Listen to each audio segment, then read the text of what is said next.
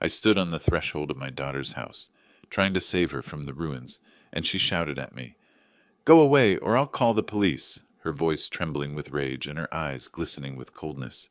So I smiled, turned around, went and dialed the realtor's number. If they want to lose their house so badly, then I will help them. You won't believe what I did. Before we continue, please subscribe to the channel and let us know where you're listening in the comments. Austin's face turned crimson as he slammed the credit report down on the break room table. Coffee sloshed from his mug onto the scattered papers. Bank statements I'd pulled from my jacket pocket. Printouts that told a story he never intended me to read. "Where the hell did you get these?" His voice cracked like a teenager caught stealing. I kept my tone level, the way I'd learned to speak to panicked contractors when a foundation started settling wrong. The bank called my house by mistake. Something about a late payment notice for Lindsay's address. I tapped the statement with one finger. $53,000, Austin, in gambling debts, secured against my daughter's house. He stepped closer, close enough that I could smell his cologne mixed with nervous sweat. The fluorescent lights above us buzzed like angry wasps. "This doesn't concern you, old man." "Doesn't concern me?" I spread the papers across the scratched table surface. "My daughter's about to lose her home because you can't stay away from poker sites, and it doesn't concern me?" Austin's expensive watch caught the harsh light as he swept the documents aside. Papers fluttered to the linoleum floor like dying leaves. "Stay out of my business, Clarence. I handle my own affairs." "Your affairs?" I bent down, collected each sheet with the same methodical care I'd once used to organize blueprints. "These credit lines are tied to Lindsay's house, the house she thinks is safe, the house she doesn't know you've been using as collateral." "She knows," but his voice wavered. "Does she?" I straightened up, holding his gaze. "Does she know about the second mortgage? The home equity line? The loan against her 401k?" Austin turned away, staring at the vending machine humming in the corner. His shoulders tensed under his pressed shirt. "I'm handling it." "By borrowing more?" I pulled out my phone, showed him the screenshot I'd taken of his latest credit application. "This one's for 30,000, against the same house." He spun around, snatched at my phone. I pulled it back, but not before I saw something flash across his face. Not just anger, but fear. Real fear. "You don't understand," he said, but the fight was draining out of his voice. "I had a system. It was working." "Your system is about to cost my daughter her home." "Your daughter?" Austin laughed, but it sounded hollow in the small room. "She's my wife, Clarence. Has been for 3 years. Time you figured that out." I slipped my phone back into my jacket pocket. Around us, the break room felt smaller, the walls pressing in. A half-eaten sandwich sat, abandoned on the counter, curling at the edges. "I built that house's equity," I said quietly. 30 years of overtime shifts. 30 years of choosing mortgage payments over new clothes, over vacations, over everything else. And you're gambling it away. I didn't ask for your help then, and I don't need it now. Austin grabbed his coffee mug, knuckles white against the ceramic. "Stay out of my business, or..." "Or what?" He set the mug down hard enough to crack it. Coffee seeped across the table toward my recovered papers. "Just stay out." I folded the damp documents, slipped them back into my jacket. Austin stood there, breathing hard like he'd just run a mile. The vending machine cycled off, leaving us in sudden quiet. "I'm trying to help," I said. "I don't want your help." I nodded, turned toward the door. Behind me, Austin called out something about minding my own business, about knowing my place. But I was already thinking ahead, already planning. Lindsay would listen to reason. She had to. My footsteps echoed down the empty hallway as I checked my watch. 3:30. Lindsay would be home from her shift soon, and Austin wouldn't be back until after 6. Plenty of time for a conversation that might save her house. The engine ticked as it cooled in Lindsay's driveway. Through her front window, I could see the blue glow of that massive television Austin had bought last month. The one that probably cost more than most people's monthly mortgage payment. I sat for a moment, organizing my thoughts the way I'd once organized construction schedules. Step 1, show her the documents. Step 2, explain the danger. Step 3, help her find a solution. Lindsay opened the door before I could knock, phone pressed to her ear. "Mom, I have to call you back. Dad's here." She hung up, smiled that careful smile she'd been using since her wedding. This is unexpected. We need to talk. Her smile flickered. She stepped aside, gestured toward the living room, where Austin's gaming setup dominated one corner. Controllers and energy drink cans scattered across the coffee table. The house smelled like expensive candles and something else. Stress, maybe. The kind of tension that settles into walls when people fight about money. Coffee? She asked, already moving toward the kitchen. This is serious, Lindsay. She paused at the kitchen entrance, hand on the doorframe. Okay, but I'm making coffee anyway. My hands need something to do when Dad sounds like that. I followed her into the kitchen, noted the stack of bills tucked behind the toaster, the way she avoided looking at them as she busied herself with the coffee maker. Her wedding pictures covered the refrigerator, Austin prominent in every shot, his arm around her shoulders like he owned her. I found out about the gambling debts, I said. The coffee scoop clattered to the counter. What gambling debts? I pulled out the documents, spread them across the kitchen island between us. Bank statements, credit reports, loan applications, all bearing Austin's signature, all tied to her address. $53,000, maybe more. He's been using your house as collateral. Lindsay's face went white, then pink, then red. That's impossible. It's right here. I pointed to the home equity line statement. Second mortgage for $30,000, this credit line for $15,000, and this... No. She swept the papers aside, scattered them across the tile floor. Austin would never do that. He would never risk our house. Lindsay, look at the documents. These are fake. She spun away from me, gripped the counter edge. You made these up. Made them up? I knelt, gathered the papers again. Why would I do that? Because you don't like Austin. You've never liked him. Her voice rose, took on that shrill quality it got when she felt cornered. You want to break us up. I want to save your house. Our house is fine. She whirled around, eyes bright with tears. We make our payments. We've never been late. Because you don't know about these other payments. I held up the gambling site statements I'd printed. $2,300 last month. $1,500 the month before. Where do you think that money comes from? Lindsay pressed her hands over her ears. Stop it. He's borrowed against everything you own. Your car, your retirement, your house. Stop it! She lunged for her phone on the counter. Austin loves me. He would never hurt me. You're lying. I stood slowly, my knees protesting. Around us, the kitchen felt fragile somehow, like a stage set that might collapse if anyone spoke too loudly. I'm not lying, sweetheart. Don't call me that.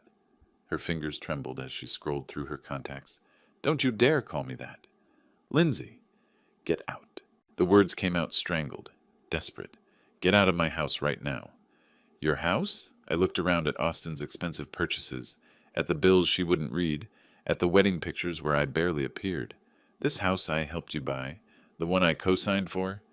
Get out! She raised the phone like a weapon. Get out, or I'll call the police and tell them you're harassing us. Something cold settled in my chest. Not hurt. I'd moved past hurt somewhere between the coffee maker and her covering her ears. This was something else. Something clearer. I smiled. Lindsay blinked, confused by the expression. She'd expected anger, maybe pleading. Instead, I collected my papers with the same methodical care I'd shown in Austin's break room. Each document folded precisely, slipped into my jacket pocket. You'll call the police, I said quietly. Yes, I will. But uncertainty flickered across her face. On your father, who's trying to save your house. You're not trying to save anything. You're trying to ruin my marriage. I walked toward the door, paused in the kitchen entrance. Behind me, Lindsay clutched her phone like a lifeline. I hope Austin's worth it, I said. He is. I hope the house is too. I let myself out, walked slowly to my car. Lindsay appeared in the front window, phone still pressed to her ear. Probably calling Austin, warning him about crazy dad and his fake documents. The engine started on the first try. Reliable, like everything else in my life used to be. As I backed out of the driveway, I caught Lindsay watching from behind her expensive curtains. She looked small in that big window, surrounded by all of Austin's purchases. My little girl who used to help me balance the checkbook, who used to trust me with everything. I drove home slowly, planning my next conversation. This one would be with someone who understood the value of documentation, someone who appreciated the legal weight of a cosigner's signature. My house felt unnaturally quiet after Lindsay's kitchen drama. I set my keys in the small wooden bowl by the door, the one Lindsay had made in seventh grade woodshop, and moved through rooms that suddenly seemed too large for one person. The coffee maker gurgled to life with the kind of reliable precision that used to define my whole world. While it brewed, I stood at the kitchen sink, staring out at my small garden. February in Florida meant the citrus trees were heavy with fruit I'd probably eat alone. Everything I'd built here, everything I'd maintained, felt hollow now, like constructing a building only to discover the tenants had moved out without notice. The coffee was strong and black, the way I'd learned to drink it during those early mortgage years when cream was a luxury we couldn't afford. I carried the mug to my living room, settled into the recliner that had been my father's, and let the memories surface. 1994. Lindsay was 7, all gap-toothed smiles and endless questions about why Daddy had to work so many nights. I'd taken a second job at the concrete plant, mixing foundations until my back screamed and my hands cracked from the lime. 12-hour shifts at the engineering firm, then 6 more hours pouring concrete. 18 hours a day so we could make that mortgage payment 3 days early every month. "Why do you pay extra, Daddy?" Lindsay had asked once, sitting on my lap while I filled out the payment stub by hand. Her small finger traced the numbers I'd written, always $50 more than required. "Because the bank charges interest every month," I'd explained. "If we pay extra toward the principal, we save money later." She'd nodded solemnly like she understood compound interest at age 7. "So we'll own the house faster." "That's right, sweetheart. So it'll really be ours." The memory tasted bitter now, mixed with coffee and 30 years of irony. I'd scrimped and saved and calculated every extra payment, thinking I was securing her future, teaching her the value of ownership, of building equity instead of throwing money away on rent. I remembered the year we couldn't afford a vacation because the water heater died. Lindsay had cried about missing the class trip to Disney World, while I spent our vacation fund on plumbing repairs. "It's our house," I told her. "When you own something, you take care of it." But she'd forgotten that lesson somewhere between her wedding dress fittings and Austin's promises. Forgotten the nights I'd eaten peanut butter sandwiches for dinner so she could have fresh fruit in her lunchbox. Forgotten the overtime hours that paid for her college, her car, her wedding. Austin had never worked overtime in his life, never calculated mortgage payments or balanced a checkbook, or chosen between groceries and gasoline. Austin lived in a world where money appeared when needed, where consequences were abstract concepts that happened to other people, and Lindsay had chosen that world over mine. My coffee had grown cold while I'd been remembering. I set the mug on the side table, next to the photo of Lindsay at her high school graduation. She'd been so proud that day, so excited about starting college debt-free because her careful father had been planning and saving since she was 7 years old. "I did it all for her," I said aloud, my voice strange in the quiet house. But that wasn't entirely true anymore, was it? She'd made her choice when she told me to leave, when she chose Austin's lies over my documentation, when she threatened to call the police on her own father. Now I had a different choice to make. I could walk away, let Austin's gambling addiction destroy everything I'd built, let them lose the house I'd worked 18-hour days to secure. Let 30 years of sacrifice evaporate because my daughter preferred comfortable lies to uncomfortable truths. Or I could fight back. Not as a father trying to save his ungrateful child. Not as a grandfather worried about future grandchildren having a stable home. Those motivations had died in Lindsay's kitchen when she covered her ears and called me a liar. I could fight as someone who'd been cheated. Someone whose 30 years of equity was about to disappear into Austin's poker addiction. Someone who'd been dismissed and disrespected and told his opinion didn't matter. The house settled around me with small creaks in size. Everything here was paid for, maintained, organized. Proof that careful planning and steady effort created lasting value. Austin's philosophy was the opposite. Borrow against tomorrow to pay for today's pleasures. Time to see which philosophy survived a real test. I stood up, stretched muscles that remembered lifting concrete bags and crawling under houses to check foundations. My body might be older, but my mind still worked like an engineer's. problem identification, resource assessment, solution implementation. Austin and Lindsay thought they held all the cards because they had possession of the house. They'd forgotten about the documents I'd signed 30 years ago, documents that made me more than just a concerned father. I needed to review those papers, refresh my memory about exactly what rights I'd retained when I'd helped them buy their dream home. My filing cabinet waited in the home office, organized with the same precision I'd once brought to construction projects. Somewhere in those folders was the legal foundation for my next move. My filing system had saved me countless hours over the years. Everything alphabetized, dated, cross-referenced. House, Lindsay occupied an entire hanging folder in the second drawer, thick with documents spanning from her original mortgage application to last month's property tax assessment. I pulled the folder, spread its contents across my desk under the bright LED lamp I'd installed last year. My reading glasses turned the papers sharp and clear. Loan application, credit reports from 2021, income verification forms, bank statements. And there, buried beneath Lindsay's employment history, the document I'd been looking for. The original mortgage application, both our signatures at the bottom, Lindsay's careful script next to my engineer's precision printing.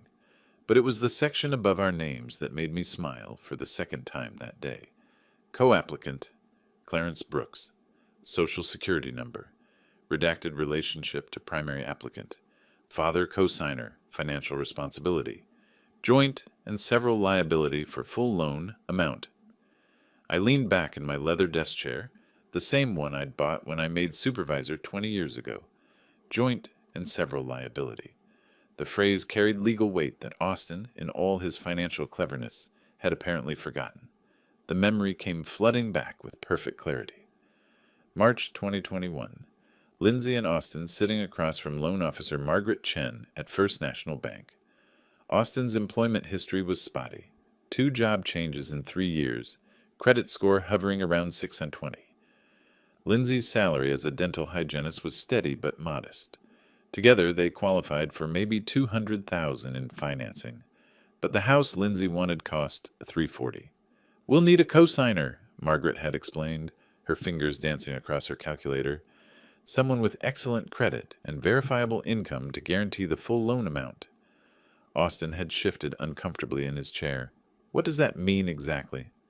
"It means the cosigner becomes legally responsible for the debt if you default. They have the same rights and responsibilities as the primary borrowers." I'd hesitated then, my engineer's instinct for risk assessment kicking in. 40 years of steady employment, credit score over 800, substantial savings. Was I really prepared to put all of that at risk for Austin's financial stability? But Lindsay had looked at me with those eyes that had melted my resolve since she was 7 years old. "Please, Dad, we'll never miss a payment, I promise. You understand," Margaret had continued, "that as co-applicant, Mr. Brooks, you'll have legal standing regarding any major decisions about the property. Refinancing, home equity loans, even sale of the home would require your consent or participation." Austin had nodded quickly, eager to move past the legal technicalities to the fun part of house shopping. Lindsay had squeezed my hand, and I'd signed my name, thinking I was helping my daughter achieve the American dream. Now, 4 years later, with Austin's gambling debts secured against my co-signed property, those legal technicalities were looking remarkably useful. I pulled out a magnifying glass, read the fine print I'd skimmed past in 2021. The language was dense, loaded with legal terminology that would have made my head spin if I hadn't spent 40 years reading construction contracts. But one section stood out like a beacon. In the event of financial distress, default, or dispute regarding property use or disposal, all co-applicants retain equal legal standing to initiate protective measures, including but not limited to foreclosure proceedings, forced sale, or transfer of title. Forced sale. I set the document down, stared at my reflection in the dark window. Austin and Lindsay could threaten to call the police on a concerned father, but they couldn't dismiss a legal co-owner who discovered his investment was being gambled away without his consent. I pulled out my phone, scrolled to my contacts, found the number I'd saved 3 years ago when I'd helped Lindsay understand property taxes. Richard Chen, Margaret's brother, a real estate attorney who specialized in family property disputes. Tomorrow I'd make some calls. Not as a father trying to save his ungrateful daughter from her gambling husband, not as a grandfather worried about future family stability, as a co-owner protecting his investment. Austin thought he was clever, borrowing against property he didn't fully understand. Lindsay thought she could dismiss me because I was just dad, easily ignored when his opinions became inconvenient. They'd both forgotten the most important rule I'd learned in construction. Always check the foundation before you start building. And in this case, their foundation had my name all over it. I carefully returned each document to its proper place in the folder, slipped the folder back into its alphabetized position. Everything organized, everything documented, everything ready for the next phase. Phase 1 had been discovery and confrontation. Phase 2 had been attempting reconciliation. Both had failed because Austin and Lindsay were operating from emotion and denial rather than facts and legal reality. Phase 3 would be different. Phase 3 would involve people who understood the language of contracts and property law, people who wouldn't cover their ears when presented with inconvenient truths. I turned off the desk lamp, left my office in perfect order. Tomorrow would bring new conversations with new players. Tonight, for the first time since I'd discovered Austin's gambling debts, I felt like I might actually win this fight. After all, I'd been building foundations my whole life. I knew how to make things crumble when the support structure was compromised. And Austin's house of cards was about to discover just how solid my foundation really was. I'd barely settled into my evening routine when aggressive pounding rattled my front door. 3 sharp bursts, a pause, then 3 more. Through the peephole, Austin's face looked flushed and distorted. His expensive shirt wrinkled like he'd been pulling at it. I opened the door slowly, keeping the chain latch engaged. "Evening, Austin. Open this door." His voice carried that edge I'd heard in the break room, but sharper now, desperate. "It's open enough for conversation." He pressed his palm against the door frame, leaning close to the gap. "Lindsay told me about your little visit, your fake documents and conspiracy theories." "Did she mention the $53,000 in gambling debts?" Austin's face went scarlet. "Those aren't gambling debts. They're business investments. Cryptocurrency, NFTs, real estate ventures. Online poker sites don't typically deal in cryptocurrency ventures." He stepped back, then forward again like a caged animal testing the bars. "You don't know what you're talking about, old man." I reached into my jacket pocket, pulled out my phone. Austin's eyes tracked the movement. "Should I call Lindsay? Ask her to come over and hear your explanation about business investments?" "Don't you dare." He pointed a trembling finger at me through the gap. "You've done enough damage to my marriage." "I haven't done anything to your marriage. Your gambling addiction is doing plenty on its own." Austin slammed his palm against the door. "It's not an addiction. I have a system. I was making money until—" He caught himself, clamped his mouth shut. "Until what?" I kept my voice level, curious. "Until nothing. Look, you need to stay out of our business. Completely out. No more surprise visits. No more fake bank statements. No more poison in Lindsay's ear." "Or what?" Austin's smile had no warmth in it. "Or things might get unpleasant for you. Lonely old men living alone. Accidents happen." I studied his face through the narrow gap. Sweat beaded on his forehead despite the February chill. His left hand kept tapping against his thigh, a nervous rhythm I'd seen in desperate contractors who knew their bids were rejected. "Are you threatening me, Austin?" "I'm explaining reality." He leaned closer to the gap, and I caught the smell of alcohol mixed with his usual cologne. "Lindsay and I are happy.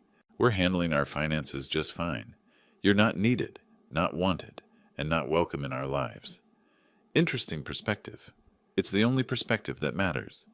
Austin stepped back from the door, straightened his wrinkled shirt. "Stay away from us, Clarence. I mean it." I watched him walk toward his car, a BMW I now knew he couldn't afford. The engine started with the smooth purr of German engineering, purchased with borrowed money. He backed out of my driveway too fast, tires squealing slightly on the asphalt. I closed the door, slid the chain free, then engaged the deadbolt.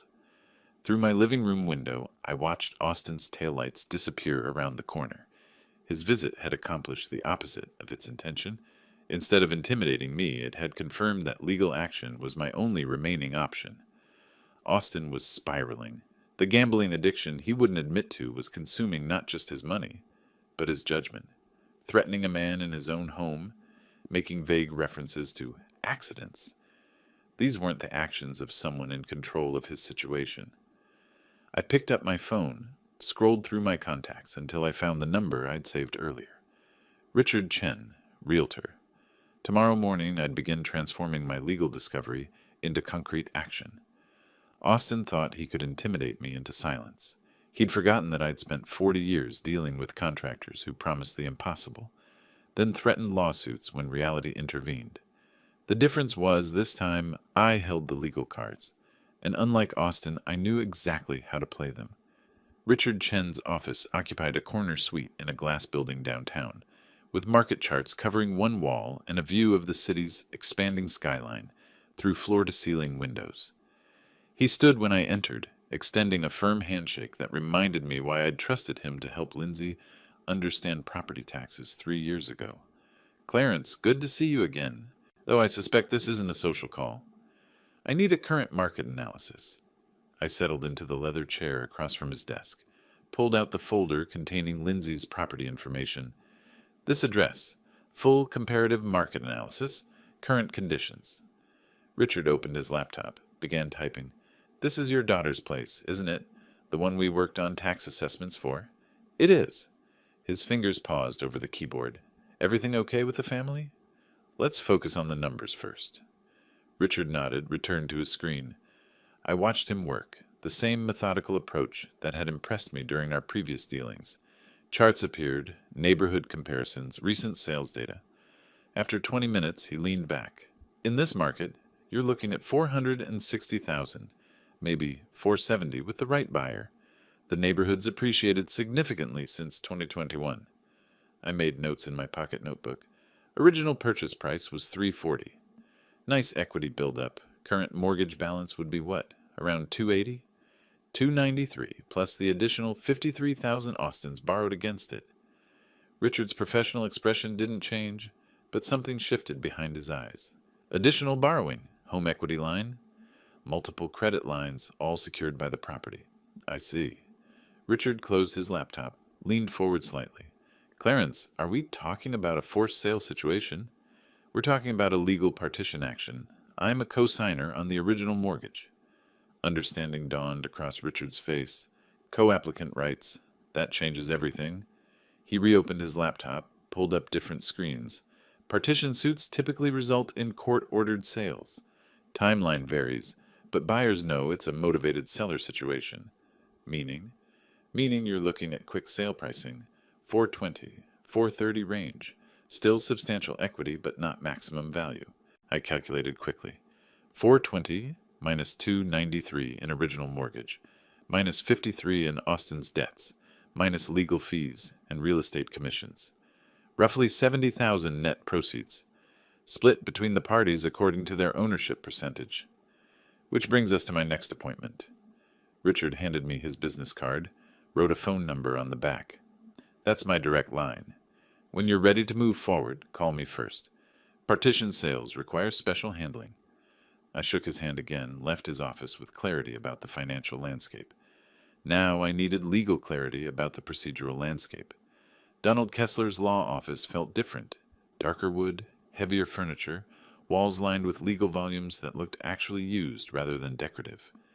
Donald himself was younger than I'd expected, maybe 45, with the careful precision of movement that came from courtroom experience. "Partition actions aren't common in family situations," he said after reviewing my documents. "Usually we see them in business disputes or inherited property conflicts." "What's the difference?" "Emotional complexity. Business partners might hate each other, but they understand spreadsheets. Family members, well, they take everything personally." Donald spread my mortgage papers across his conference table. "As co-applicant, you have more rights than you might think. You're not just a co-signer who guaranteed the debt. You're a legal co-owner of the property." "Meaning?" "Meaning Austin and Lindsay can't make unilateral decisions about refinancing, additional borrowing, or sale without your consent. They've already violated that with these gambling debts." Donald pointed to specific clauses in the loan documents. Florida law provides remedies for co-owners who can't agree on property use. Partition by sale is the nuclear option, forces a sale through court order, divides proceeds according to ownership percentages. Timeline? 30 to 90 days, depending on court schedule and whether they contest. Filing the petition starts a clock they can't stop. I made more notes, asked about costs, procedures, potential complications. Donald answered each question with the thoroughness I appreciated in competent professionals. "One warning," he said as we concluded. "Once you file, there's no going back. This will permanently damage your relationship with your daughter." I thought about Lindsay's threat to call police, about Austin's visit to my home, about 30 years of mortgage payments being gambled away. "I think that relationship is already damaged beyond repair." Donald nodded, began preparing paperwork. "We'll file first thing Monday morning." I drove home through afternoon traffic, my mind organizing the next phase like a construction project. Foundation complete, legal research finished, materials ordered, professionals engaged, permits pulled, court filings scheduled.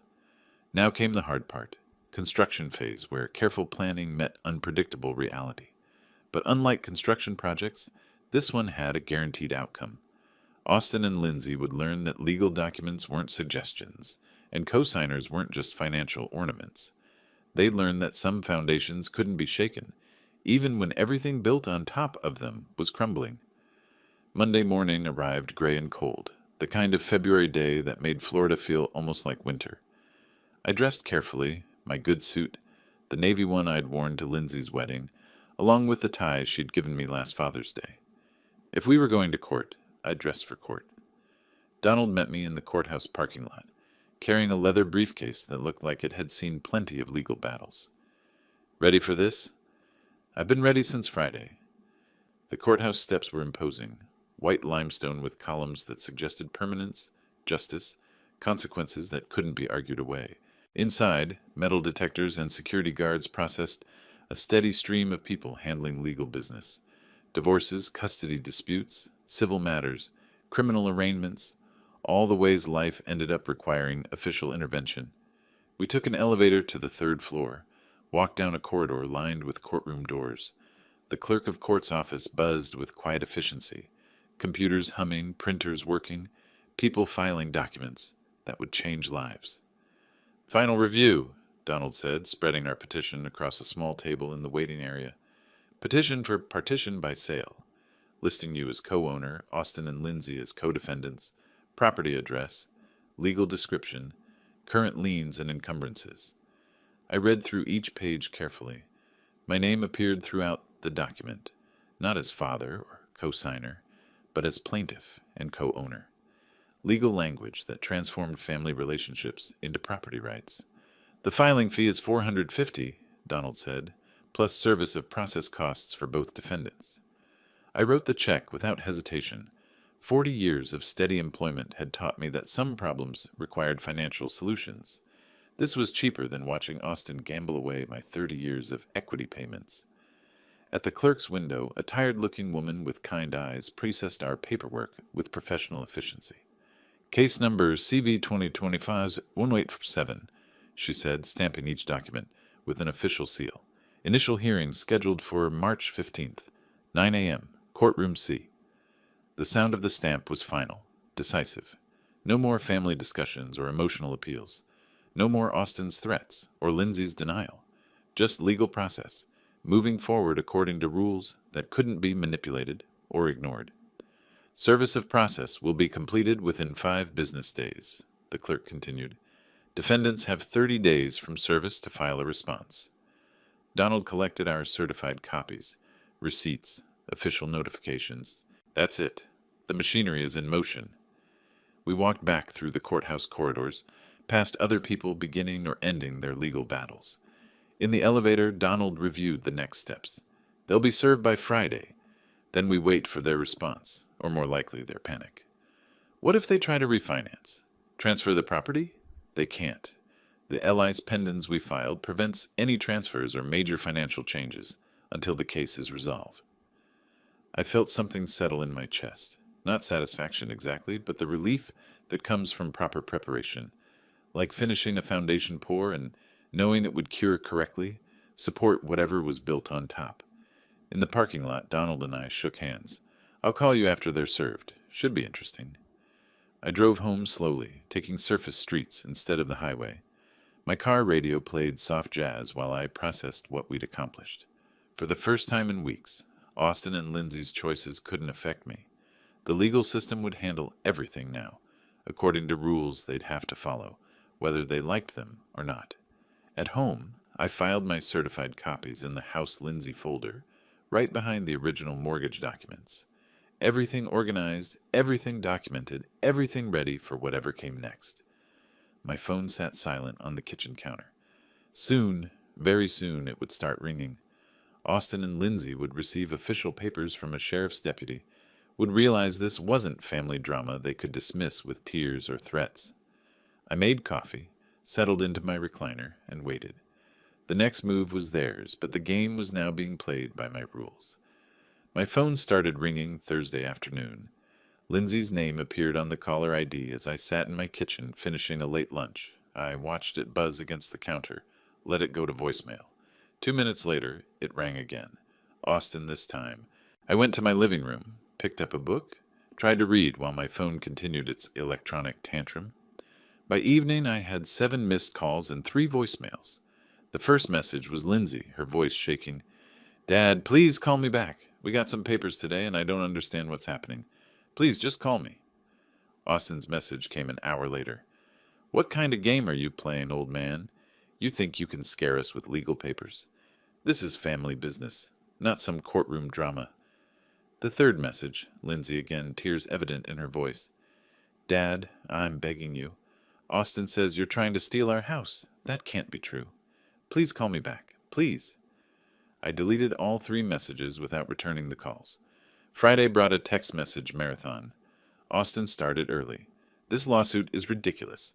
No judge will side with you over family." Lindsay's texts were longer, more desperate. "Dad, I know we had a fight, but this is too far. Can't we work this out? I love you, but I love Austin too.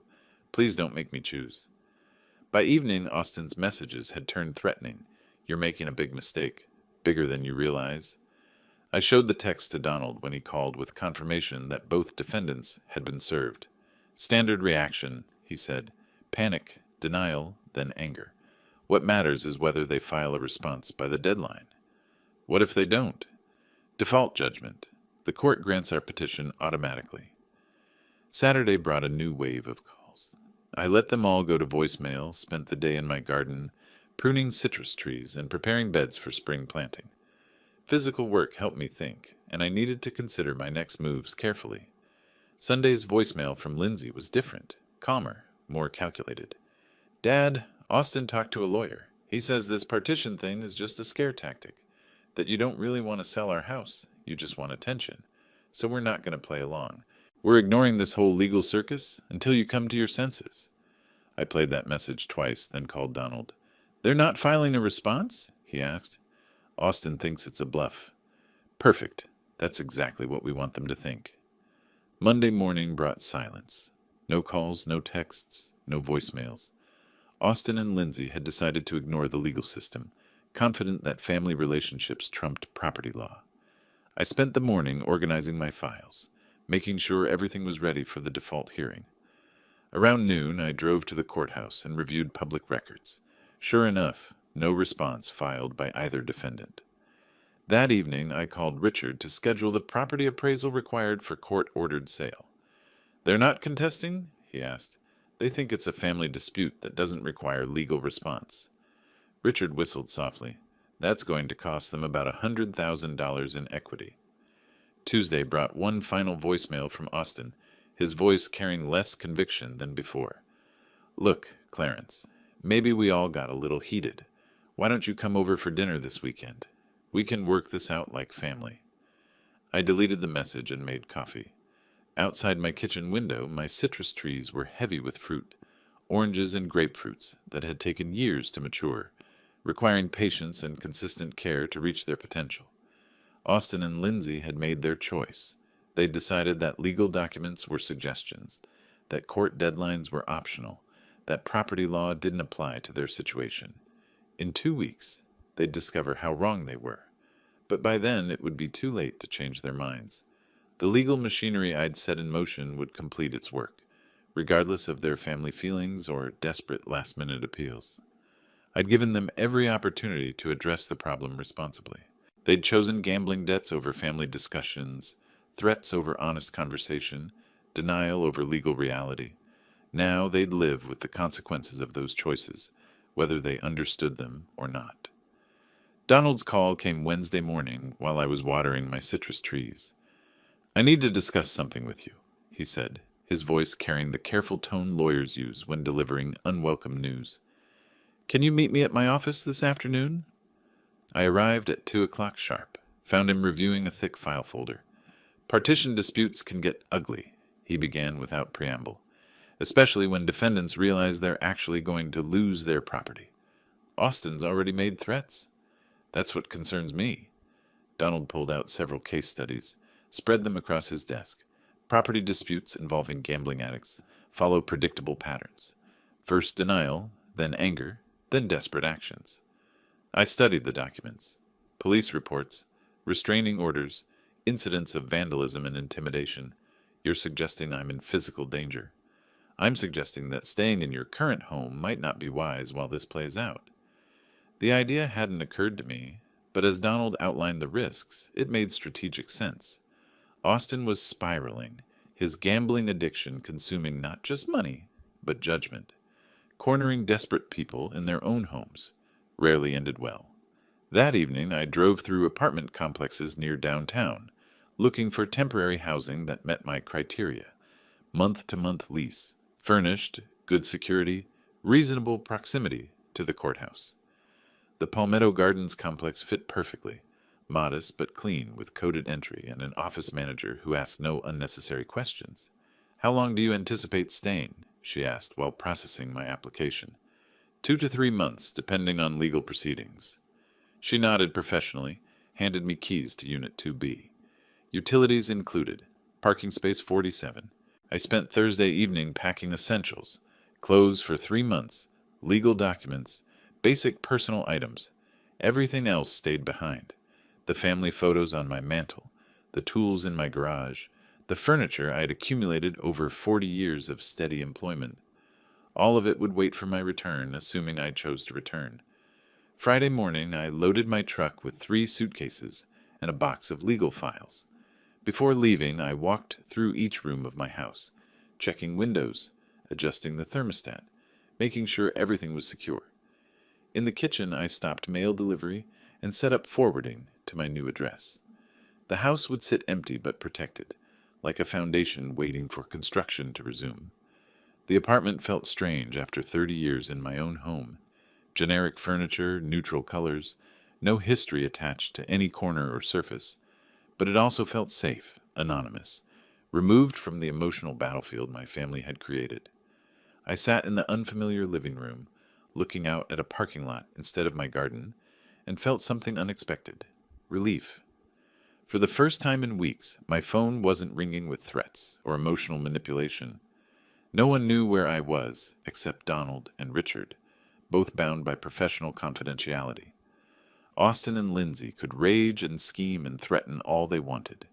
They'd be performing for an empty house, their anger echoing through rooms that no longer contained their target. My truck keys sat on the kitchen counter of apartment 2B, ready for whatever came next. The legal machinery would continue its work regardless of where I slept or ate breakfast. Court dates would proceed.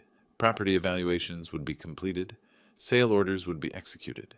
The difference was that now I could watch it all unfold, from a position of safety and strategic distance. Austin's gambling addiction was his problem. Lindsay's denial was her choice. The consequences of both were no longer my daily burden to carry. I unpacked my clothes into the apartment's small bedroom dresser, each item representing a practical decision to prioritize my well-being over family chaos. For 40 years, I'd been the responsible one, the reliable one, the one who solved other people's problems. Now I was solving my own problem, and the solution felt surprisingly liberating. From my apartment window, I could see the courthouse's clock tower 6 blocks away. Thursday afternoon, exactly 1 week after my relocation, my phone buzzed with a text from Richard. Appraiser completed evaluation. Report filed with court. Market analysis confirms our projections. 20 minutes later, my phone started ringing. Lindsay's number appeared on the screen, followed immediately by Austin's. I let both calls go to voicemail, made coffee, and waited. The voicemails revealed everything I needed to know. Lindsay, her voice shaking. Dad, someone came to our house today. A man with a clipboard and camera, measuring everything, taking pictures. He said it was court-ordered for something called partition sale. Dad, please call me. I'm scared. Austin barely controlled fury. What kind of sick game is this, Clarence? You sent some appraiser to our house? Our neighbors saw him, asked questions. You're embarrassing us. Call me back. Now. I deleted both messages, opened my laptop, checked the court's electronic filing system. The appraiser's report was already uploaded. $437,000 valuation, with detailed photographs and condition assessments. Professional, thorough, devastating. My phone buzzed again. Text from Lindsay. Dad, please just talk to us. We can work this out. Then Austin. This has gone far enough. Call me or I'm coming to your house. I smiled, knowing he'd find my house empty, my mailbox filling with forwarded correspondence he couldn't intercept. More calls throughout the evening. 7 from Lindsay, 4 from Austin, each voicemail more desperate than the last. Lindsay. Dad, I drove by your house. Your truck isn't there. Where are you? Why won't you talk to me? I know you're angry, but this is too much. Austin. You can't hide forever, old man. I found out appraiser was hired by some law firm. This isn't over. By Friday morning, they'd discovered the legal filing. Austin's voicemail was different, smaller, frightened. I talked to a lawyer. He says you can actually force us to sell our house, that we should have responded to the court papers. Clarence, please, can we meet somewhere? Can we figure this out? I spent Friday afternoon in the courthouse law library, researching similar cases, finding comfort in the systematic way legal precedent created predictable outcomes. Property law didn't care about hurt feelings or family dynamics. It cared about documents, signatures, ownership percentages, established procedures. Saturday brought a new wave of communication. Emails this time, since I'd stopped answering calls. From Lindsay's email account. Dad, I understand you're angry. Maybe I was wrong to threaten to call police. Maybe Austin has been borrowing too much money. But forcing us to sell our home? This will destroy our credit, our marriage, our future. Please don't do this. From Austin. Look, I admit I have a gambling problem. I'll get help. Gamblers, anonymous, counseling, whatever you want. Just stop this lawsuit. We can pay you back over time. I forwarded both emails to Donald with a brief note. For the file. Sunday evening, my phone rang 15 times. I turned off the ringer, went to bed early. Monday morning brought new developments. Richard called with updates. 3 potential buyers submitted offers over the weekend. All cash, quick closing. The forced sale pricing is attracting serious interest. How much? Highest offer is $425. $10,000 below appraisal, but guaranteed 30-day closing. While I was talking to Richard, my phone buzzed with another call. Austin again. This time, when it went to voicemail, I could hear Lindsay crying in the background. Austin's voice defeated. Clarence, I know you can hear me. We drove around looking for your truck, asked your old neighbors if they knew where you went. No one knows anything. You disappeared like you planned this whole thing. A long pause, then. We're going to lose our house, aren't we? The lawyer says we waited too long to respond, that the court will just take it away from us. 30 days. We have 30 days to find somewhere else to live. Another pause. I'm sorry. Lindsay's sorry, too. We were wrong about everything. The gambling, the threats, telling you to stay away. But please don't make us homeless. We're family. I saved the voicemail, forwarded it to Donald with a note. Evidence of acknowledgement. Family? They'd discovered that word again, now that legal consequences were bearing down on them. Family hadn't mattered when they'd covered their ears and called me a liar. Family hadn't mattered when Austin threatened me in my own home. Family hadn't mattered when Lindsay chose his gambling addiction over my 30 years of sacrifice. But now, facing the loss of their home, suddenly we were family again. The irony was perfect, and perfectly meaningless. Legal proceedings would continue regardless of their newfound appreciation for family relationships. The house would be sold, the proceeds divided according to ownership percentages, and justice would be served through proper channels. I made dinner in my temporary kitchen, watched the courthouse clock tower through my window, and felt the satisfaction that comes from seeing carefully planned strategies produce their intended results. The for sale sign appeared on Tuesday morning. I didn't see it installed. That happened while I was at the bank, depositing a small consulting check from my former employer. But Richard called with photo confirmation, professional yard sign, multiple listings service number, motivated seller, rider attached below. "We already have showing appointments scheduled for this afternoon," Richard said. "2 cash buyers, 1 investment group. The below-market pricing is generating serious interest." I asked him to email me the listing photos. My laptop screen filled with images of Lindsay's house. Their house, technically, though legal ownership was more complicated than they'd ever understood. Professional photography made every room look spacious and bright.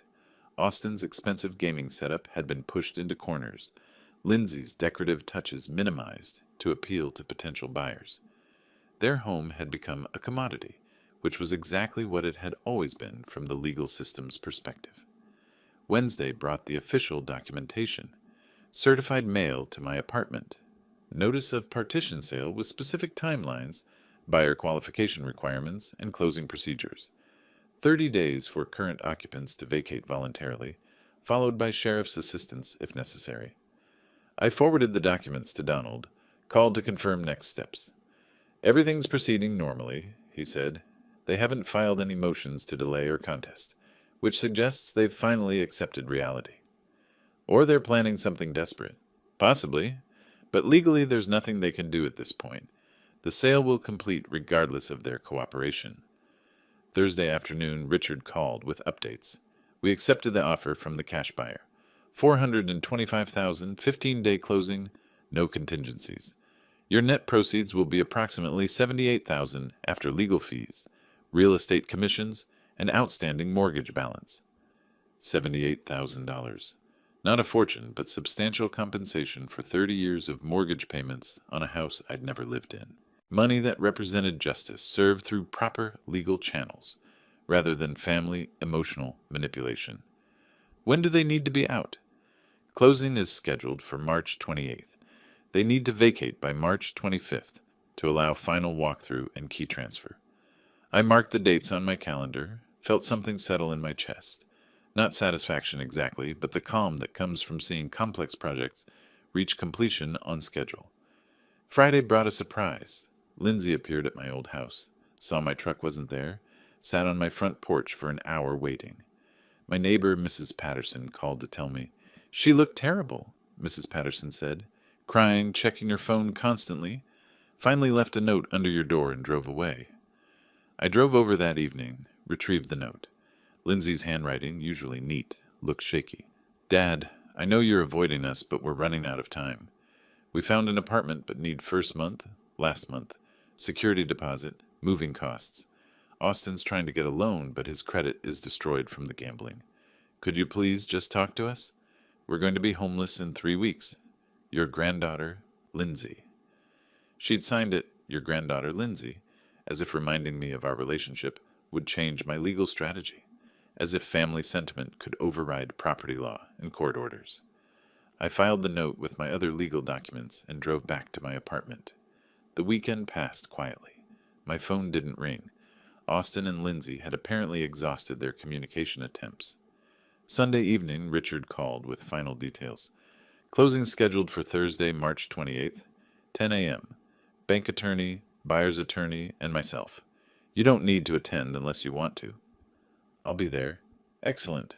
Bring photo ID and social security card. We'll handle everything else." March 25th arrived gray and windy. From my apartment, I could see moving trucks on several streets. Late winter was popular for relocations. I wondered if Austin and Lindsay had managed to find their moving truck, their new apartment, their temporary solution to the consequences of their choices. My phone remained silent. No last-minute pleas, No final attempts at emotional manipulation. They'd apparently accepted that their former relationship with me was over, replaced by legal procedures they couldn't influence or avoid. Thursday morning, I dressed in my good suit, gathered my identification documents, and prepared to attend the closing that would officially end this chapter of my life. The legal system had worked exactly as Donald promised. Property disputes were resolved through established procedures, rather than family arguments. Justice was served through professional channels, rather than emotional appeals.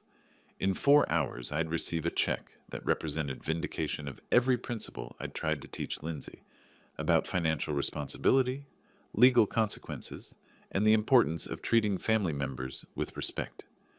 Whether she'd learned those lessons remained to be seen, but the teaching phase was definitely over.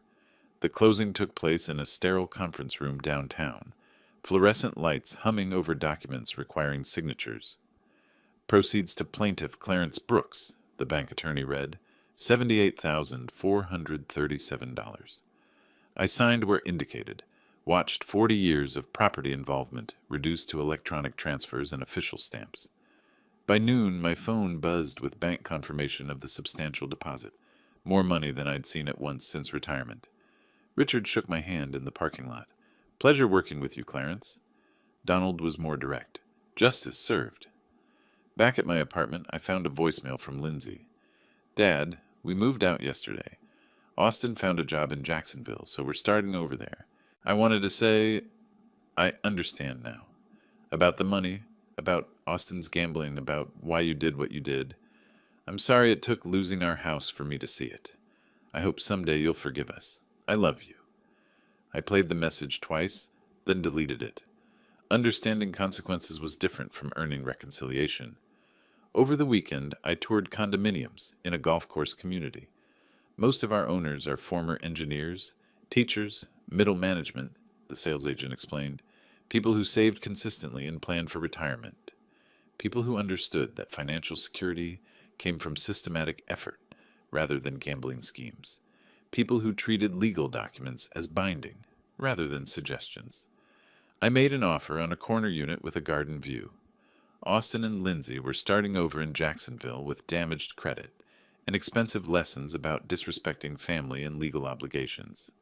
They'd chosen threats and denial over responsibility, assuming family relationships exempted them from consequences. Thursday afternoon, I walked through my new condo, sunlight streaming through windows overlooking the golf course. I'd join the retirees there soon, not as someone fleeing family obligations, but as someone who'd successfully defended his legal rights against people who'd mistaken kindness for weakness. Justice had been served, lessons had been learned, and I had a new life to build, funded by principles systematically executed through proper legal channels. The foundation was solid. Construction could begin whenever I was ready.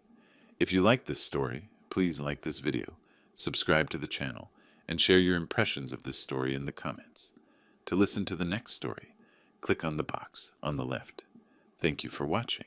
After 3 years of silence, I received a letter from my daughter, and my heart nearly jumped out of my chest with joy. I was about to open it when my wife shouted, "Stop!" I asked, "What's wrong?" She pointed and whispered, "Can't you see?" I looked closer, and what I saw shocked me to the core. Before we continue, please subscribe to the channel and write in the comments what time it is where you are now. My hands trembled as I reached for the mailbox. Something about the white envelope on top made my pulse quicken before I even saw the handwriting. 3 years of empty mailboxes had trained me not to hope, but there it was, Naomi's careful script spelling out my name. August 31st, her birthday. How could I forget? I held the envelope against the afternoon light, studying the familiar curves of her letters. The return address showed her Lincoln Park apartment, the same place where everything fell apart. My chest tightened with possibilities I'd buried long ago. "Minnie!" I called, rushing up the front steps. "Minnie, get over here, quick!" My voice cracked with an excitement I hadn't felt in years. The screen door slammed behind me as I hurried through the living room, still clutching the envelope like it might disappear. "What's all the shouting about?" Minnie appeared from the kitchen, wiping her hands on a dish towel. Her gray eyes immediately found the letter in my grip. "Look at this." I held it up, watching her expression change from mild annoyance to surprise. "It's from Naomi, today of all days." Minnie stepped closer, adjusting her glasses. "That's her handwriting, all right?" She touched my arm gently.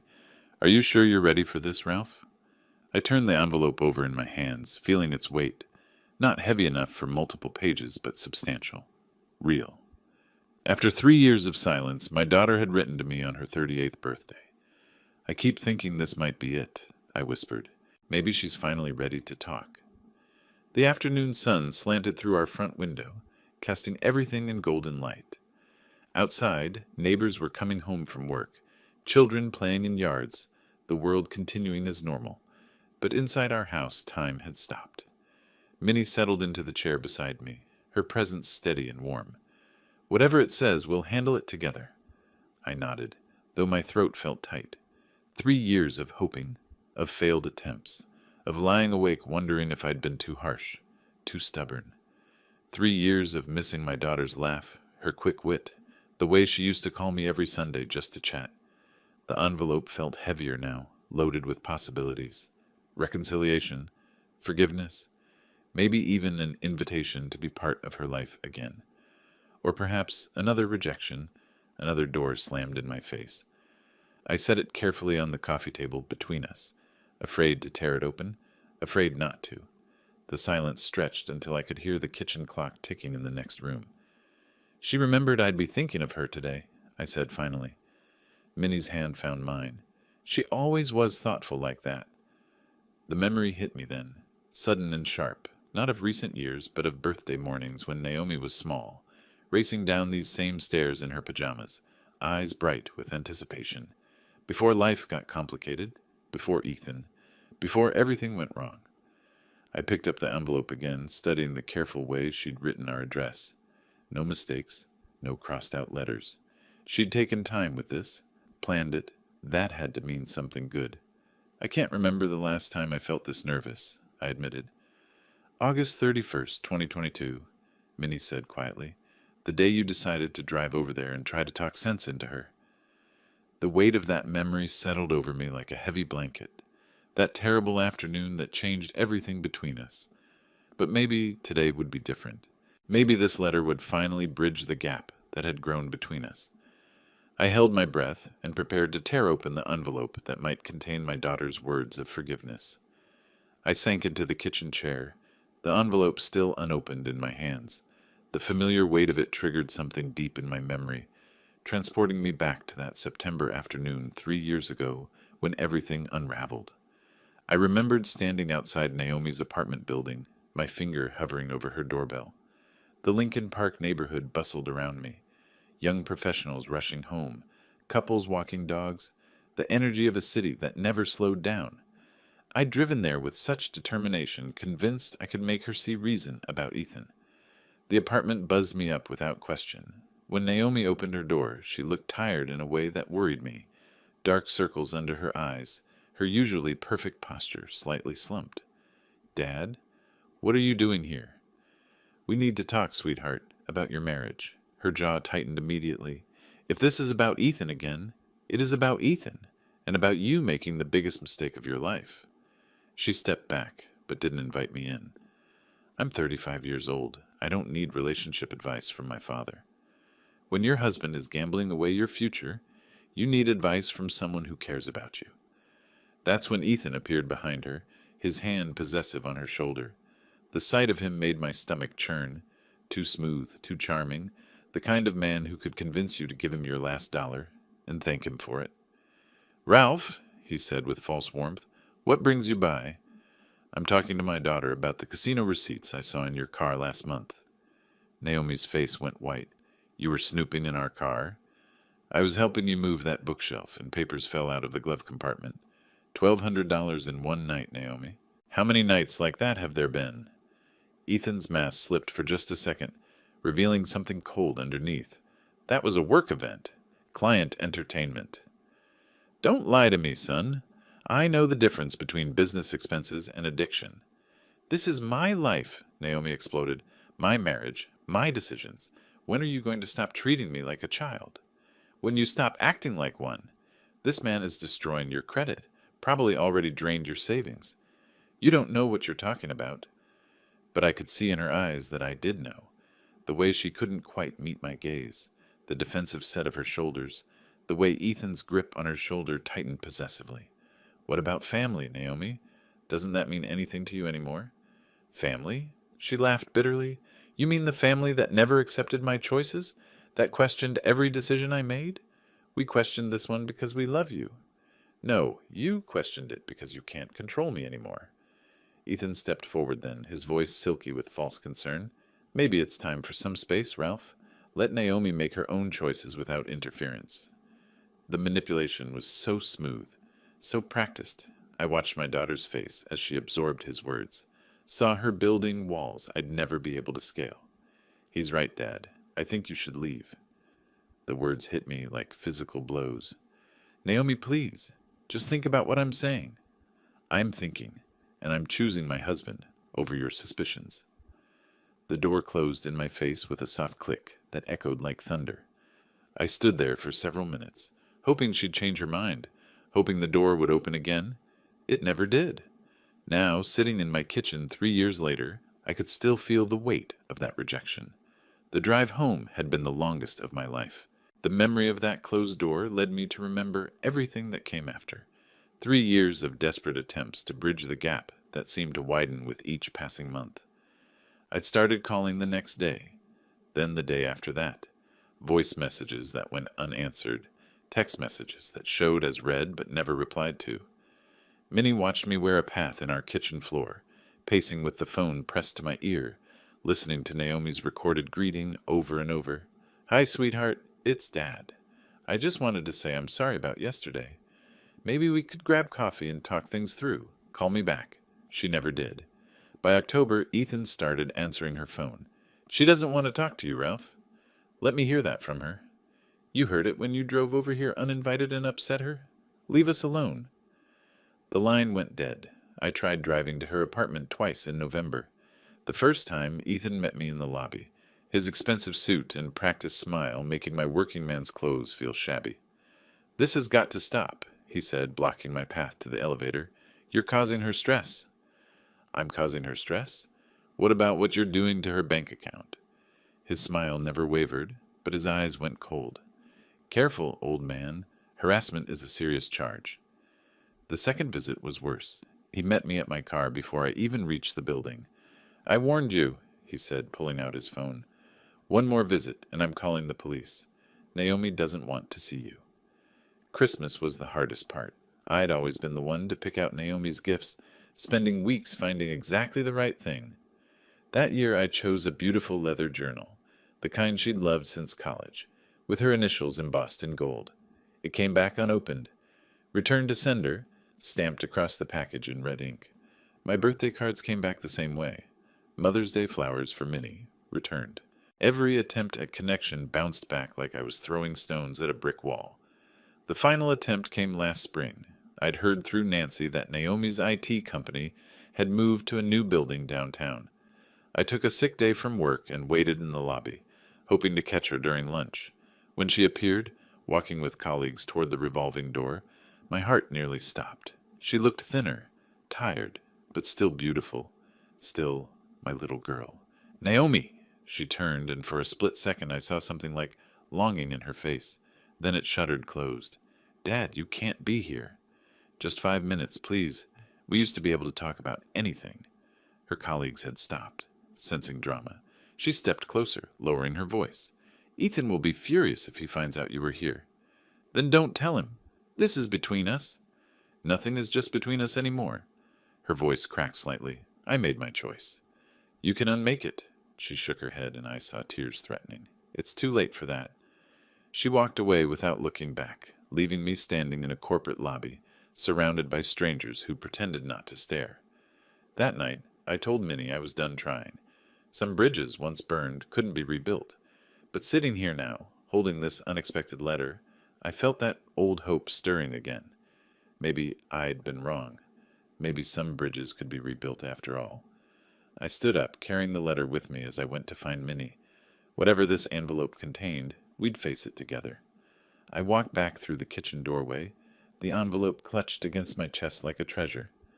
Minnie sat in her favorite armchair by the living room window, afternoon sunlight catching the silver threads in her hair as she worked on her crossword puzzle.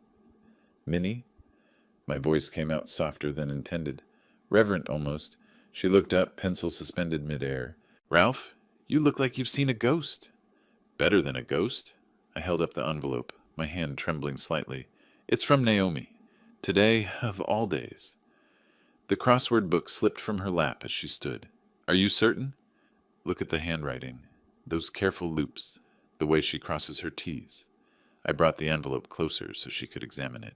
She remembered it's her birthday. She's thinking about us. Minnie adjusted her reading glasses, studying the address with the focused attention she'd once given to student papers. It does look like hers, she said slowly, after all these years of silence. Maybe she finally understood that family is the most important thing. The hope in my own voice surprised me. Maybe Ethan's control isn't as strong as we thought. She reached for my free hand, squeezing gently. Oh, Ralph, I've missed her so much. Her laugh, the way she used to call with every little triumph at work. Remember how proud she was when they promoted her to manager? Before he poisoned her against us. The old anger tried to surface, but I pushed it down. Today was about hope, not bitterness. But this letter changes everything. She reached out first. We stood there together, both staring at the envelope that might contain our daughter's words of forgiveness. The living room felt charged with possibility, like the air before a thunderstorm that promises to wash everything clean. What do you think she says? Minnie whispered. Maybe she's pregnant. Wants to tell us about grandchildren. My imagination ran wild with possibilities. Or she left him. Realized we were right about his gambling. Or she just misses her dad. Minnie's eyes filled with tears. 38 years old today, and part of her is still our little girl who used to climb into bed with us during thunderstorms. I nodded, remembering birthday mornings filled with pancakes and torn wrapping paper, when making Naomi happy was the easiest thing in the world. Before life got complicated, before we lost each other in a maze of pride and misunderstanding. Whatever she says, we'll face it together, Minnie said, settling into the couch beside me. I positioned my finger under the envelope flap, ready to tear it open and discover what our daughter wanted to tell us after 3 years of silence. The paper felt substantial, important, real. Here goes nothing, I murmured, starting to lift the flap. Wait! Minnie's sharp voice made me freeze. My fingers stopped halfway under the envelope flap, Minnie's urgent tone cutting through my excitement like a blade. Wait for what? She leaned closer, squinting at the address through her reading glasses. Give me another look at that handwriting. Minnie, what's wrong? Something's not right. She took the envelope from my hands, holding it up to the window light. Look at how she wrote your name. See the slant? I studied the letters more carefully, irritation prickling at my hope. It looks fine to me. No, Ralph. Naomi's writing always slanted to the right. Always. 30 years of grading papers taught me to notice these things. Her finger traced the letters. This slant's left. Maybe she's stressed. People's handwriting changes when they're upset. Not the fundamental slant. That's muscle memory. Minnie held the envelope at arm's length, then close again. And look at the pressure. Naomi has a heavy hand. She presses hard when she writes. These letters are too light. My chest tightened with a different kind of fear. You're imagining things. Am I? Look at this A in Ralph. Naomi makes her A's perfectly round, like little circles. This one has a pointed top. She pointed to specific letters. And she never, ever makes her F's like that. Too fancy, too many loops. Handwriting changes over time. Not this much, not the basic letter formations. Minnie's voice carried the authority of someone who'd spent decades analyzing student work. This person is trying to copy her style, but getting the details wrong. I wanted to argue, to defend my fragile hope, but doubt crept in like cold water. The more I looked, the more the differences became obvious. The spacing between words, the rhythm of the letters, even the way the pen had moved across the paper. It all felt foreign. But who would... I started, then stopped. I don't know. But this isn't from our daughter. The envelope suddenly felt heavy in my hands, not with promise, but with deception. Someone had gone to the trouble of imitating Naomi's handwriting, of using our pain against us. The cruelty of it took my breath away. Maybe I'm wrong, Minnie said softly, seeing the devastation on my face. Maybe she learned to write differently, or... No. The word came out flat and dead. You're right. I can see it now. The careful hope I'd built over the past 10 minutes crumbled like a house made of cards. Someone's playing games with us. We sat in silence, the envelope lying between us, like evidence of our foolishness. Outside, children were coming home from school, their laughter drifting through the window, a sound that once would have reminded me of Naomi at that age. We have to open it, I said finally. We need to know what this is about. Minnie nodded reluctantly. Whatever it is, it's not going to be good news. I tore open the envelope anyway, my hands steadier now that hope had died and been replaced by grim determination. If someone wanted to hurt us, I needed to know how and why. The paper crinkled as I unfolded it, my hands moving mechanically now that hope had curdled into dread. Minnie leaned against my shoulder, both of us peering at the single sheet of white paper. Dear Dad, I read aloud, my voice catching on the familiar word that now felt like a lie.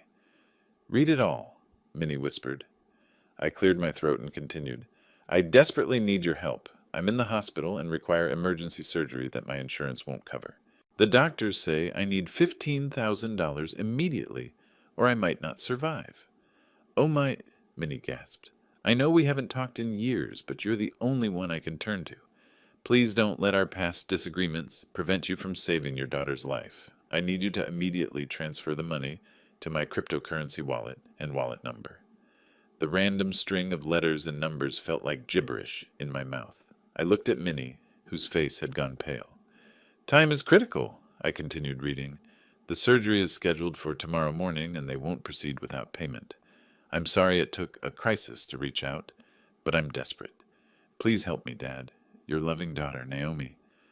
The letter fell from my hands, fluttering to the coffee table like a dying bird. That's not how she talks, Minnie said immediately. She never called you Dad in letters. Always Daddy or your name. And cryptocurrency? I shook my head in disgust. Naomi works in IT. If she needed money, she'd use normal banking, not some digital nonsense I don't understand. She'd never be this formal with you either. Even when she was angry, her letters had personality. This sounds like it was written by a robot. I picked up the letter again, scanning for any detail that might feel authentic. Nothing. No mention of her job, her life, no personal touches that would prove this came from my daughter.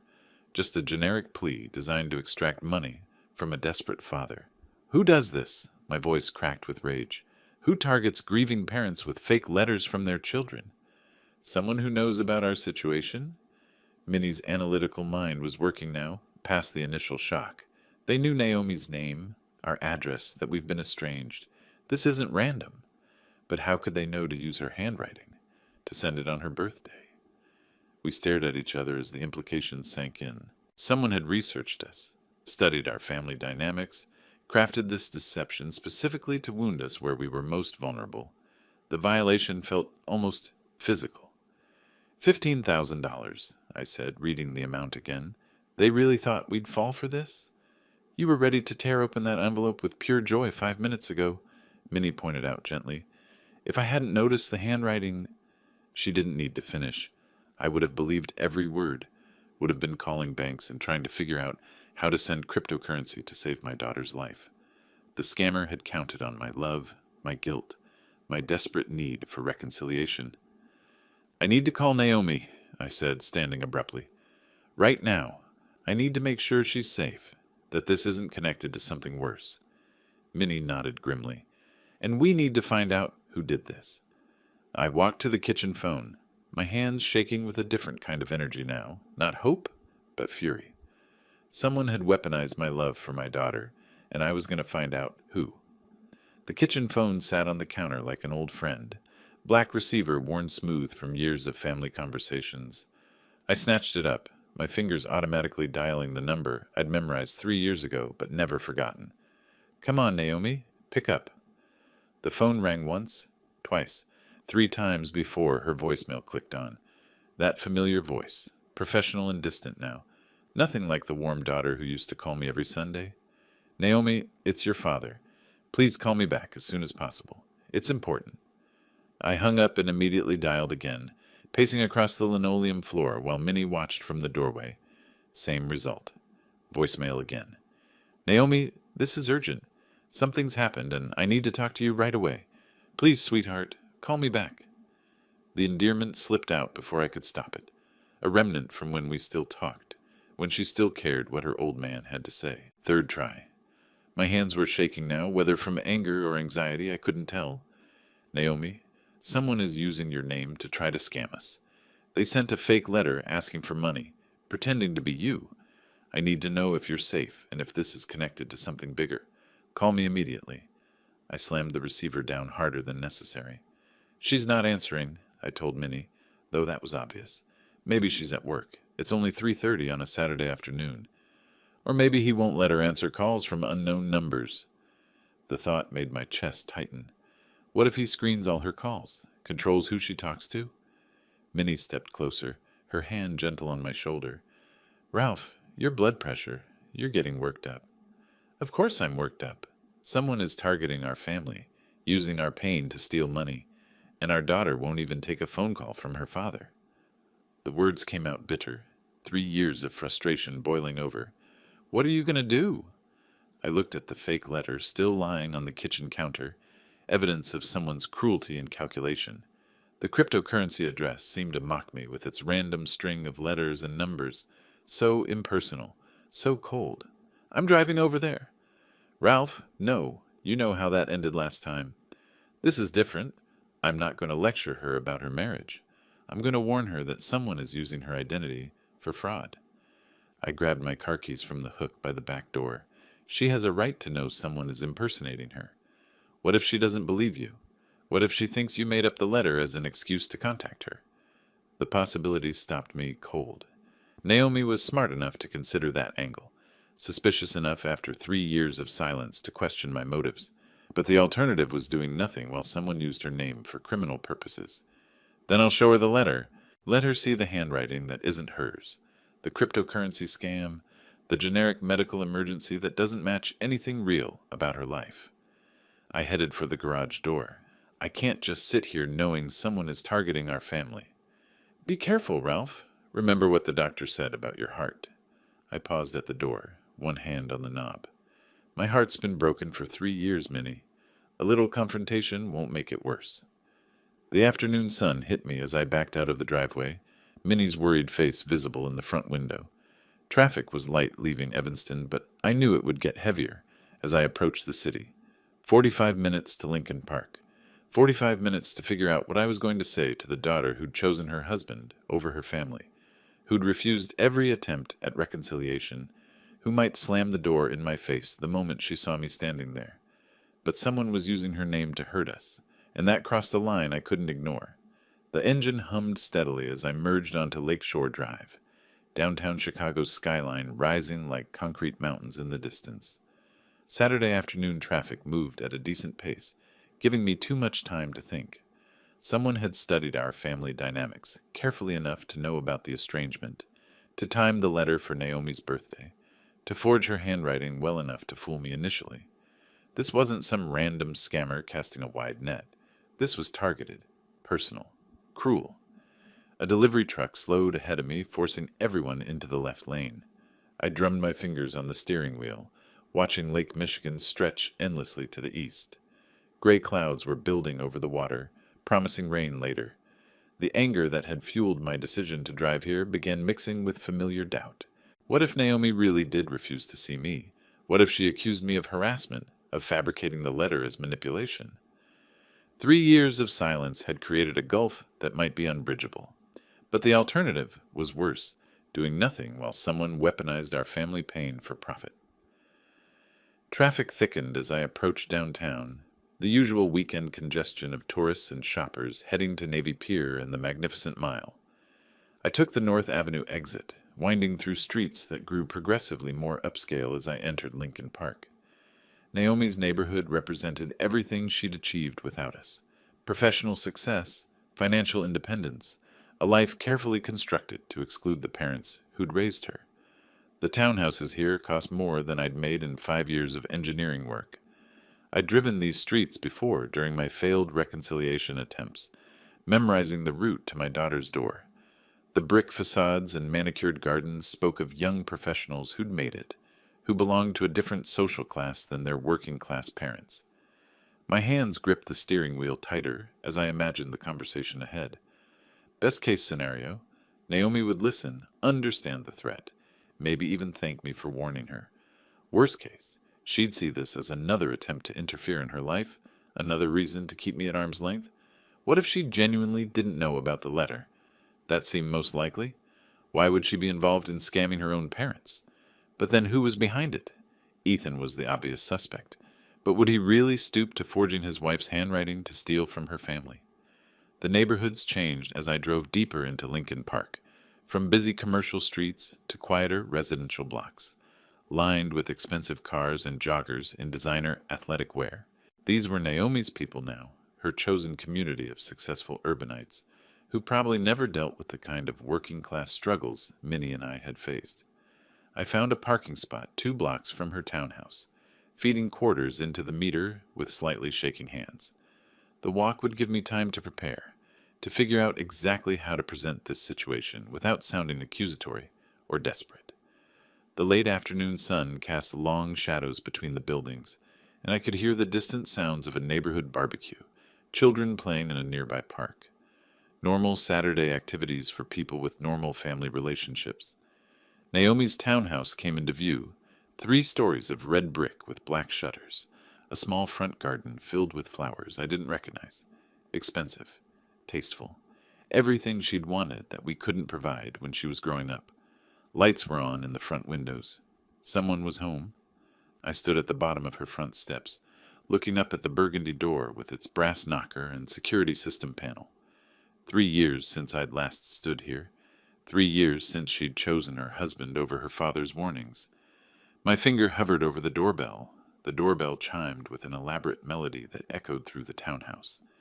Footsteps approached, quick, light steps I remembered from childhood. The security peephole darkened as someone looked through, then went light again. A pause, then the sound of locks turning. The door opened to reveal Naomi, older now, but still unmistakably my daughter. Her dark hair was shorter than I remembered, styled in a way that made her look more sophisticated, more distant. She wore a casual dress that probably cost more than my monthly grocery bill. "Dad?" The word came out flat, neither welcoming nor hostile, just surprised. "Hello, Naomi." We stared at each other across the threshold, 3 years of silence stretching between us like a physical barrier. She looked healthy, which relieved me more than I wanted to admit. No signs of the emergency surgery mentioned in the fake letter. "What are you doing here?" "I need to ask you something important." I reached into my jacket pocket. "Did you write this?" I held out the letter, watching her eyes scan the familiar handwriting that wasn't quite hers. Her brow furrowed as she read, genuine confusion replacing the guarded surprise. "I didn't write this." She looked up at me sharply. "Where did you get it?" "It came in today's mail, on your birthday." "Dad, I haven't written to you in 3 years. I didn't write this letter." Her voice carried conviction, but also something else. Hurt that I would even ask, as if my question proved I didn't know her at all anymore. "Then who did? Who would forge your handwriting to ask for money?" "You tell me. You're the one who brought it here." "Naomi, I'm not accusing you of anything. I'm trying to protect you. Someone used your name, your handwriting, your identity, to try to scam $15,000 from your parents." The words came out sharper than I intended. "That's convenient." Her tone shifted from confused to cold. "You fabricate some letter as an excuse to show up at my house uninvited."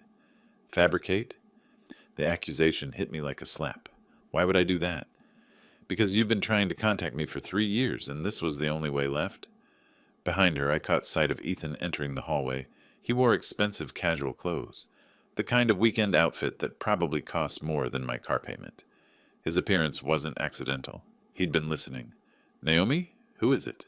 he asked, though he obviously knew. "My father. Apparently someone's been writing fake letters from me asking for money." Ethan's face showed concern, but something flickered in his eyes, too quick for me to identify. "That sounds like a scam. You should report it to the police, Ralph." "Maybe I will." I studied his face, looking for any sign that he recognized the letter. Strange coincidence, though. $15,000. That's about what someone might lose in a really bad night at the casino. Ethan's jaw tightened almost imperceptibly. I wouldn't know anything about that. Wouldn't you? Dad, that's enough. Naomi stepped protectively closer to her husband. You can't just show up here making accusations. I'm not making accusations. I'm asking questions. I looked between them, noting how Ethan's hand had moved to Naomi's shoulder. Possessive. Controlling. Someone targeted our family specifically. Someone who knew about our situation, your birthday, your handwriting style. Anyone could find that information online these days, Ethan said dismissively. Could they? Could they find samples of Naomi's handwriting? Could they know she's been estranged from her parents for exactly 3 years? Dad, you need to leave. Naomi's voice carried finality. I didn't write that letter. I don't know who did, and I can't help you figure it out. Can't? Or won't? Both. She started to close the door. Don't come here again without calling first. I tried calling 3 times. You didn't answer. Then maybe take the hint.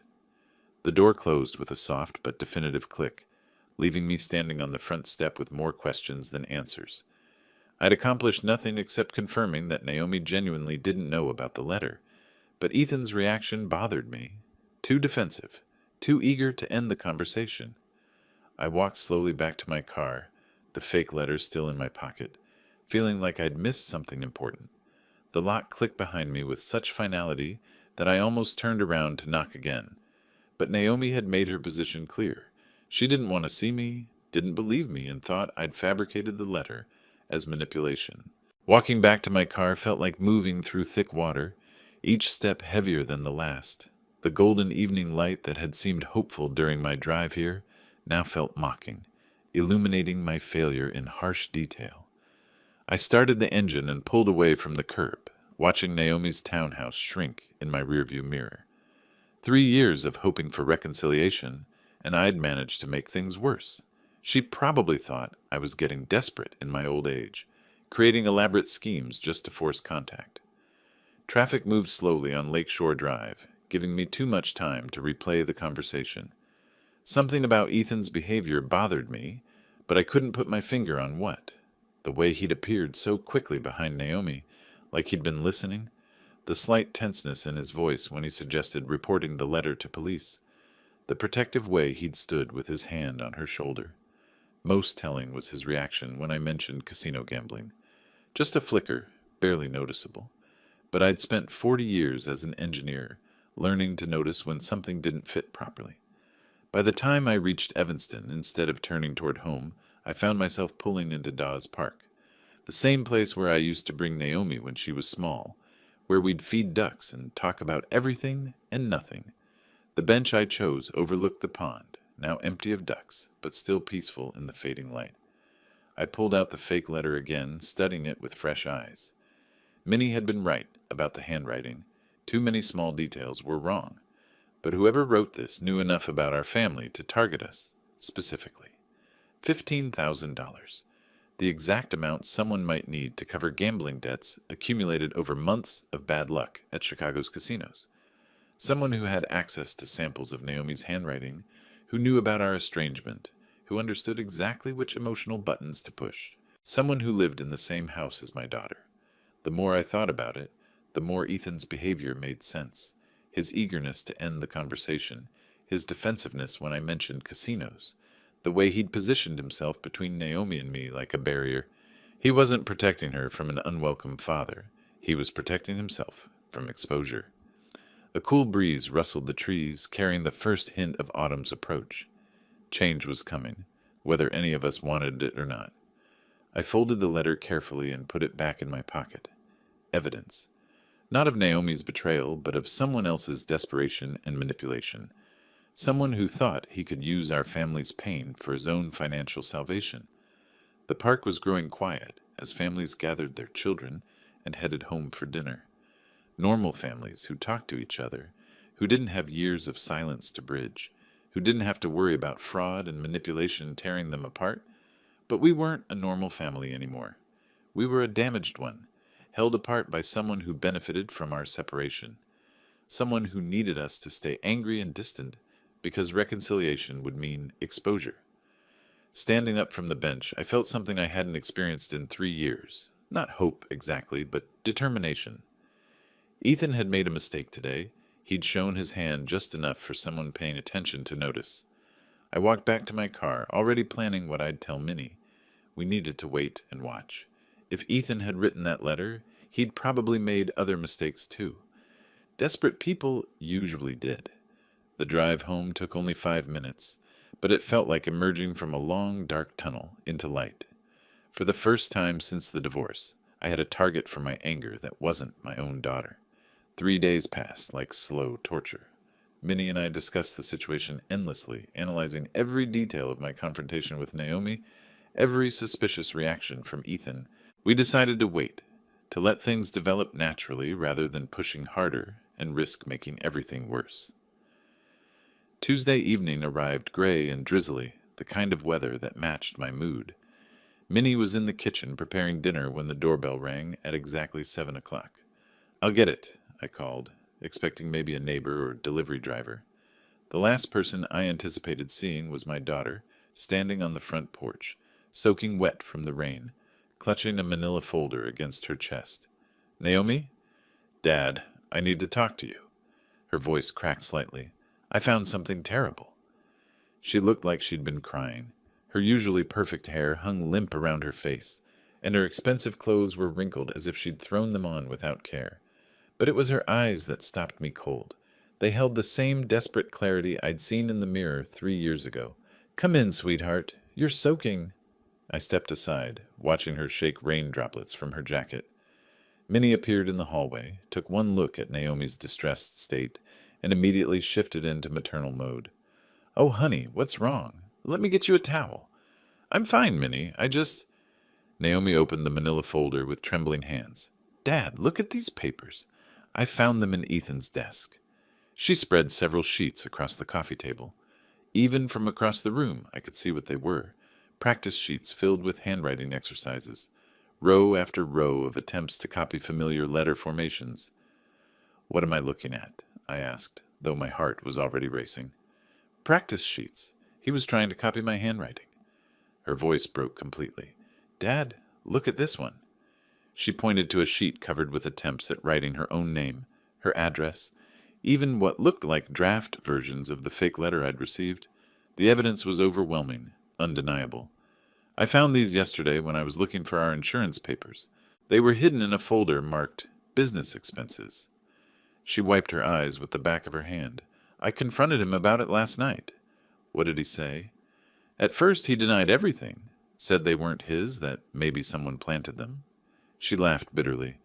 "But when I pressed him, when I threatened to call you and ask if you'd really received a letter, he confessed." He broke down completely. "Dad, he has gambling debts. Serious ones. He's been going to the casino in Hammond 3-4 times a week for months. He owes money to people who aren't patient about collecting." The pieces fell into place with sickening clarity. Ethan's nervousness during my visit, his eagerness to get rid of me, his defensive reaction to any mention of gambling. It all made perfect sense now. "He targeted you because he knew about our estrangement," Naomi continued. "He thought you'd be so desperate to hear from me that you'd send money without asking too many questions." "How much does he owe?" $37,000. The number fell between us like a stone. The letter asking for $15,000 was just the first payment. He planned to send more letters, different medical emergencies, until he got enough to cover his debts. I sat down heavily, the full scope of Ethan's manipulation finally clear. He hadn't just been a bad husband. He'd been systematically using our family's pain for his own criminal purposes. "Dad, I'm so sorry." Naomi's tears started flowing again. "You were right about him 3 years ago. You tried to warn me, and I chose him over you. I let him convince me that you were trying to control my life when you were actually trying to protect me." "Sweetheart?" "No, let me finish. I should have listened to you. I should have seen the signs. You and Minnie are the only people in the world who would never lie to me or hurt me, and I threw that away because a manipulator told me I should." Minnie moved to sit beside her on the couch, wrapping an arm around her shoulders. "The important thing's that you found out the truth." "I'm filing for divorce," Naomi said firmly. "Tomorrow." I can't stay married to someone who would try to steal money from my parents by pretending to be me. I looked at my daughter, really looked at her for the first time in 3 years, and saw not the defensive woman who'd shut me out, but the strong, intelligent person Minnie and I had raised. She'd been manipulated and isolated, but she hadn't been broken. "Can you forgive me?" she whispered. I didn't trust my voice to answer, so I just held out my arms. She fell into them like she was 12 years old again, and for the first time in 3 years, my family was whole. "Come on, both of you," Minnie said, standing up and smoothing her apron. "Let's sit down properly and talk about this over a meal. I was just making pot roast. There's plenty for 3. We moved into the kitchen together, and I watched Minnie automatically set a third place at our small table. The simple domesticity of the moment, plates and silverware, the smell of dinner, my daughter sitting in the chair she'd occupied as a child, felt like a miracle. "I can't believe I let him isolate me from you for so long," Naomi said, accepting the plate Minnie placed before her. "He was so subtle about it, always finding reasons why I couldn't visit, why phone calls were inconvenient, why you two were trying to manipulate me." "Professional manipulators are good at their work," I said. "Don't blame yourself for being deceived by an expert." But the signs were there. The secrecy about money, the way he controlled my schedule, how he always had an explanation for why my family was the problem. She pushed food around her plate absently. "He made me believe that choosing him meant proving my independence." I reached across the table and covered her hand with mine. "The important thing is that you saw through it eventually. I should have seen through it 3 years ago when you tried to warn me. Should have, could have, would have." Minnie's voice carried the practical wisdom of decades. "None of that matters now. What matters is moving forward." I stood up and walked to the kitchen drawer where I kept matches. "Speaking of moving forward, there's something we need to do." I pulled out the fake letter, now wrinkled from being carried around for days. "This thing has caused enough damage to our family." Understanding immediately, Naomi nodded. We moved to the kitchen sink, all 3 of us crowding around the basin. I struck a match and held the flame to one corner of the letter. The paper caught quickly, curling and blackening as it burned. "Good riddance," Naomi whispered, watching the last traces of Ethan's deception wash down the drain. With the letter destroyed, Minnie disappeared into the living room and returned carrying a thick photo album, the one filled with pictures from Naomi's childhood. She opened it to a page showing a gap-toothed 8-year-old Naomi at a Cubs game, grinning between her parents. "Remember this day?" Minnie asked. "You insisted on getting a hot dog at every inning." "And Dad kept buying them for me even though I only ate half of each one." Naomi laughed, the first genuine laughter I'd heard from her in years. We spent the next hour looking through photos, remembering birthday parties and Christmas mornings, family vacations and quiet Sunday afternoons. Each picture was proof that we'd been a loving family once, that the bonds between us were stronger than any manipulator could permanently break. "I've missed this so much," Naomi said, touching a picture of herself at 16, rolling her eyes at something I'd said. "I've missed having parents who actually cared about my well-being instead of what they could get from me." "You'll always have that," I said firmly. "No more years of silence. We stay in touch from now on, no matter what." "Never again," she promised. "And Dad, I want to write you a real letter, next week when things settle down. A real letter in my real handwriting, telling you everything I've wanted to say for 3 years." The contrast was perfect. From fake communication designed to steal money to genuine connection meant to rebuild love. It felt like the universe correcting itself. "What about Ethan?" Minnie asked practically. "Where will you stay during the divorce proceedings?" "I've already moved out," Naomi said. "I'm staying at a hotel for now, but I was hoping—" She looked between us uncertainly. "Could I maybe stay in my old room for a few weeks, just until I find my own place?" "Sweetheart, this is your home," I said. "It always has been. We just lost you for a while." As we cleaned up the dinner dishes together, the 3 of us moving around the kitchen in comfortable synchronization, I marveled at how quickly the natural rhythms of family life reasserted themselves. It was as if the 3 years of separation had been a bad dream, dissolved by truth and honesty. Later, as Naomi settled into her old bedroom, I stood in the doorway watching her organize her things. She looked younger somehow, freed from the weight of maintaining a marriage built on lies and manipulation. "Thank you for not giving up on me," she said quietly. "Never," I replied. "Family doesn't give up. That's what makes it family." Outside, rain continued falling, washing the world clean for tomorrow. If you liked this story, please like this video, subscribe to the channel, and share your impressions of this story in the comments. To listen to the next story, click on the box on the left. Thank you for watching.